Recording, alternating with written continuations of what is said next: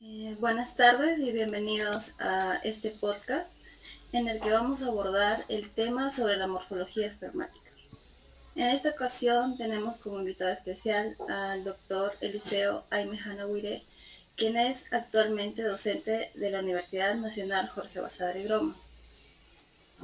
También nos acompaña mi compañera Brisette Maquera y mi persona María Lupaca. Doctor, muchas gracias por aceptar la invitación. Para empezar la primera pregunta, ¿cuál sería la importancia de la morfología espermática y por qué es importante en el estudio de la fertilidad? Bueno, muchas gracias por la invitación. Vamos a responder a su pregunta. La importancia de la morfología espermática, ¿no? Es un aspecto clave en la evolución de la fertilidad del macho en este caso, ¿no? Como hablamos de los animales, entonces podríamos decir una parte introductoria, ¿no? ¿Qué significa la morfología espermática? Podemos definir de la siguiente forma.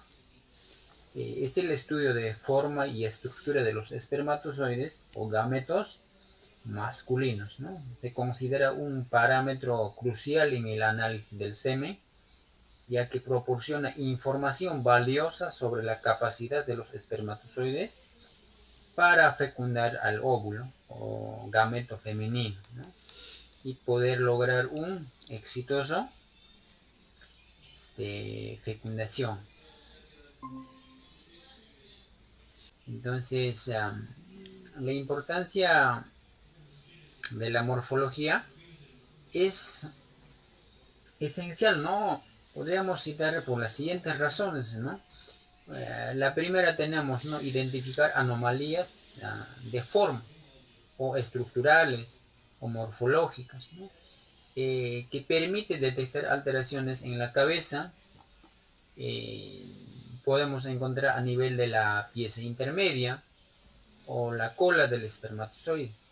Entonces las cuales pueden afectar en los siguientes parámetros, como la motilidad, la capacidad de fertilización, supervivencia espermática en el tracto reproductivo, en este caso femenino o de la hembra, ¿no? Animal. También podemos decir que predice la probabilidad de la gestación. Entonces, ¿qué nos quiere decir eso? Eh, Podríamos decir un porcentaje bajo de espermatozoides con morfología normal pueden asociarse con una menor tasa de fecundación en este caso, ¿no? Naturalmente. La necesidad de técnicas reproductivas asistidas como la inseminación artificial, ¿no? Entonces, también podríamos decir que orienta el diagnóstico y el tratamiento. Entonces, eso indica que los resultados del estudio de la morfología espermática puede ayudar a identificar posibles causas de infertilidad eh, en, en el macho, o también puede indicar el tratamiento adecuado. Ok, doctor. Entonces, con respecto a la cabeza del espermatozoide, ¿nos podría describir las estructuras normales que lo conforman?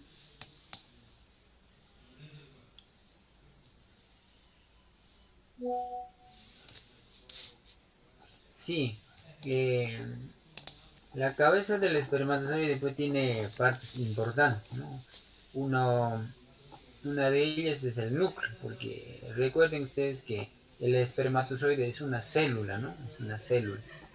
Entonces, como toda célula, tiene pues, ¿no? sus partes importantes, ¿no? Entonces la cabeza es en sí la célula, ¿no? Es como decir, pues, no un, eh, no sé, como un protozoo que tiene flagelos, ¿no? Entonces más o menos similar.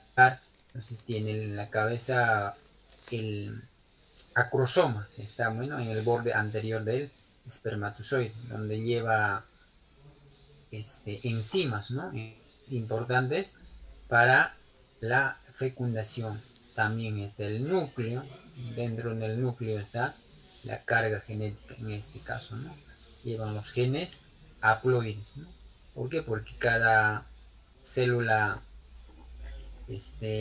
o el gameto aporta la mitad de la carga genética. Y otros también encontramos los otros organelos citoplasmáticos.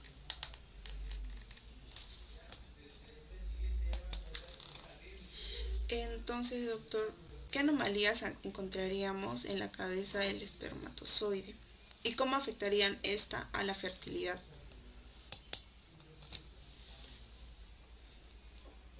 Anormalidades en la cabeza, ¿no? Podríamos encontrar, ¿no? Una cabeza pequeña, una cabeza grande, asimetría, ¿no? Asimetría cefálica, ausencia de acrosoma o desprendimiento. Eso serían principalmente, ¿no? Las anomalías o anormalidades a nivel de la cabeza.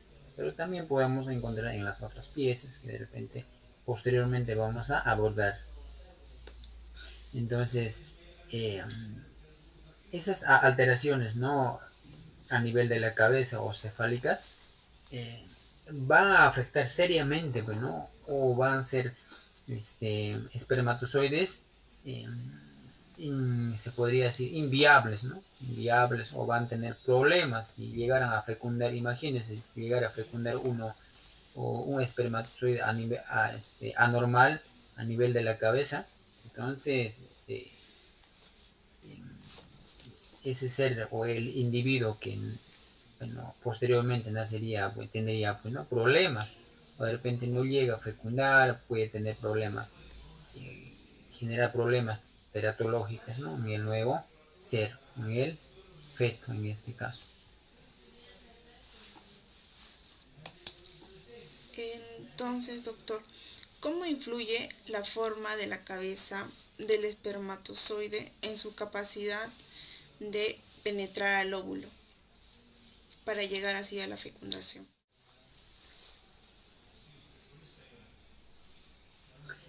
Interesante, señorita. Entonces, la cabeza, cuando hay normalidad, ¿no es cierto?, en morfológica, y solamente estamos hablando a nivel de la cabeza. Entonces, una vez que el espermatozoide llega a su sitio apropiado, estamos hablando a nivel del oviducto. Conocemos que el oviducto es la parte o la continuación de los cuernos uterinos. Entonces, a nivel de esa parte, pues, ¿no? Se lleva la fecundación, ¿no? En la segunda parte, lo que nosotros como conocemos como ámpula. Entonces, ahí el espermatozoide tiene que llegar, ¿no? Porque ahí se hace, pues, ¿no? Generalmente se lleva a cabo la fecundación, porque el óvulo avanza hasta ahí y el espermatozoide tiene que llegar hasta ese lugar. Entonces, imagínense que tiene un largo recorrido. Entonces, una vez que llega al sitio, encuentra al ovocito en este caso, lógicamente el ovocito también tiene que estar en buenas condiciones. Entonces, en la cabeza lleva, en el acrosoma, exactamente, unas enzimas llamadas acrosina, ¿no? Entonces, y aluronidasa. Entonces, esas enzimas van a dar, digamos, destruir, ¿no? Esa capa y poder adosarse el núcleo del espermatozoide e ingresar al óvulo, en este caso al óvulo, al núcleo ovular.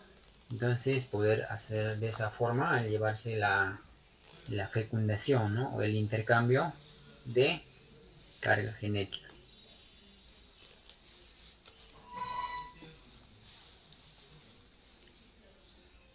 Entonces, nosotros hablábamos, por ejemplo, de desprendimiento de acrosoma. Entonces, ese espermatozoide no va a ser, ¿no?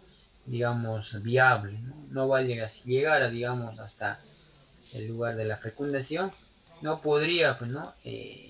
Digamos, destruir la capa, ¿no? ¿Cierto? En este caso, de la cabeza del espermatozoide. Por lo tanto, porque no tiene, pues, ¿no? Enzimas que están desprendidas, entonces no va a haber un normal funcionamiento.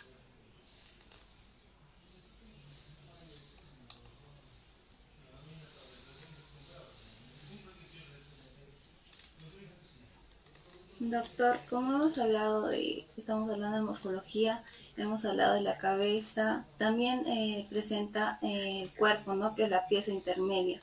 ¿Qué función tiene el cuerpo del espermatozoide en la movilidad de este, ¿no?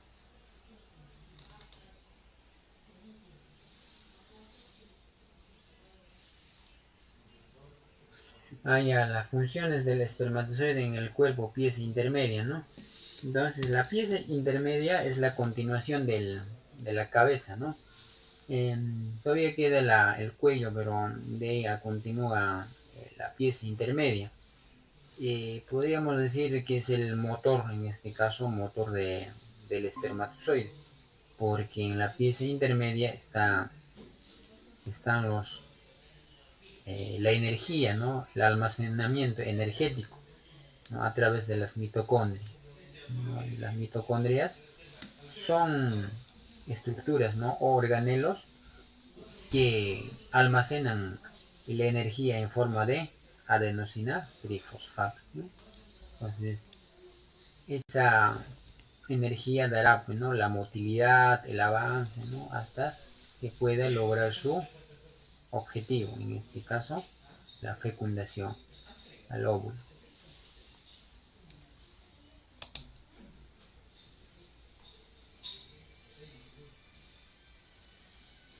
¿Y cuáles serían las principales anomalías que podríamos encontrar en esta pieza, ¿no? O sea, ¿qué se puede presentar en esta parte y cuál sería cómo afectaría la función del espermatozoide?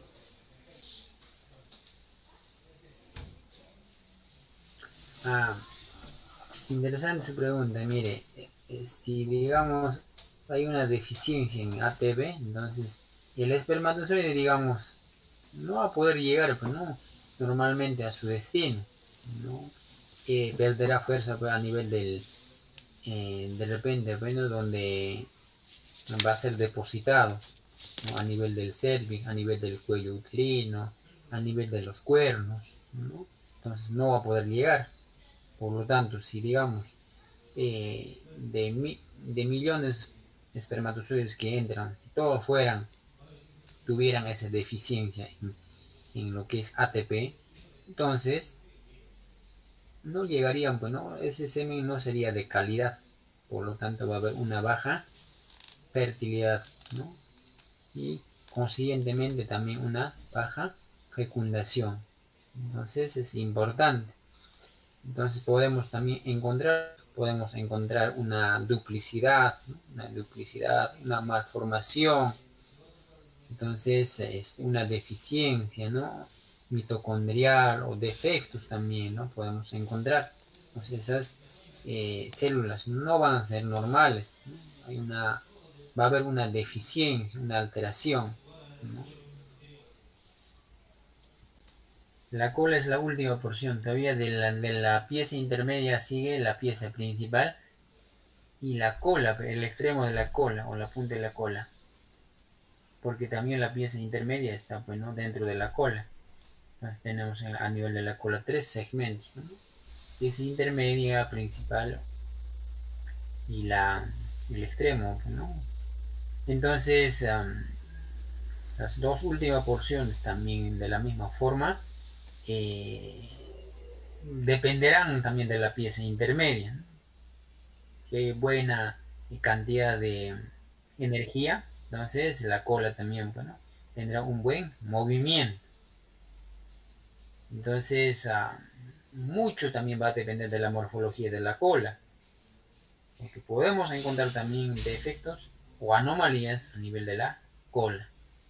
Lo que usted me menciona es la pieza terminal y la pieza principal. Entonces, anomalías podemos mencionar un montón, ¿no? Duplicidad, también doble cola, triple cola, fusionados, eh, de repente cola doblada, ¿no? Puede ser a la derecha, a la izquierda. Entonces, ese tipo de células con anomalías a nivel de la cola tampoco van a poder, digamos, movilizarse con normalidad. Entonces, en vez de avanzar hacia adelante, van a, pues, digamos, a hacer un movimiento circular, o de repente, en vez de avanzar, va a retroceder, ¿no? Entonces, esos espermatozoides no son aptos para, digamos, utilizar como un semen apto, ¿no? Para, en este caso, tanto para una reproducción asistida y también por natural, ¿no? Monta natural podríamos decir.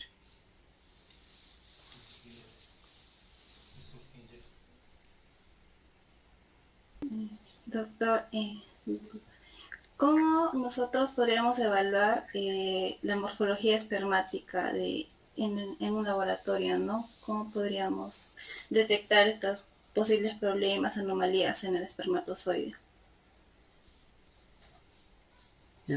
Sí, importante, señorita, como mostraba en su diapositiva, las anormalidades. Pues lo que tiene que usted hacer es tener una muestra seminal, ¿no? En este caso puede ser cualquier especie animal, por ser un reproductor, en este caso un bovino, un carnero, ¿no? O puede ser una alpaca, ¿no? Un macho reproductor, puede ser un garañón en caballos, un perro de repente, ¿no? En cuyes, en cualquier especie, se debería realizarse, ¿no? Obligatoriamente en cualquier producción animal, porque la morfología es un parámetro, ¿no? Reproductivo muy importante, ¿no? Así que lo que hablamos anteriormente. Entonces, una vez obtenido la muestra seminal, tiene que hacerse primeramente lo que es la evaluación macroscópica. Macroscópicamente tienes que evaluar principalmente qué parámetros, ¿no? Color, densidad, ¿no? O también la cantidad, de repente algunas coloraciones, ¿no? Presencia de espumas, de repente manchas de sangre, ¿no? O cualquier otra anomalía, ¿no? Entonces, todo tiene que ser registrado de cada animal. Seguidamente, pasado la evaluación macroscópica, uno tiene que realizar la evaluación microscópica. Lo que usted me menciona, la morfología, es una evaluación microscópica. Entonces, como su nombre dice, se debería realizarse en un laboratorio mediante la ayuda de un microscopio.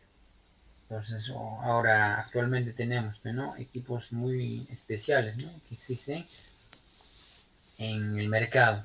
Entonces, tener también facilidades, ¿no? Facilidades a un laboratorio, ya sea en este caso de reproducción animal o laboratorios similares, ¿no? Como la biología, ¿no? Entonces, podemos nosotros recurrir y poder evaluar, ¿no? Este parámetro. Entonces, ¿qué se hace, no? Una de las formas más comunes o más sencillas es, digamos, tener los materiales a nivel de laboratorio, como las láminas, ¿no? La placa, lámina porta, lámina cubre, y simplemente, ¿no? Se, se toma una porción, una gota de esta muestra seminal y se deposita en la lámina, ¿no? Porta objetos y cubrirlo, ¿no? Con el otro cubre objetos. De esa forma llevas al microscopio y empiezas a observar. Lógicamente también tiene que influye bastante la temperatura, ¿no? Porque si no los espermatozoides no van a moverse.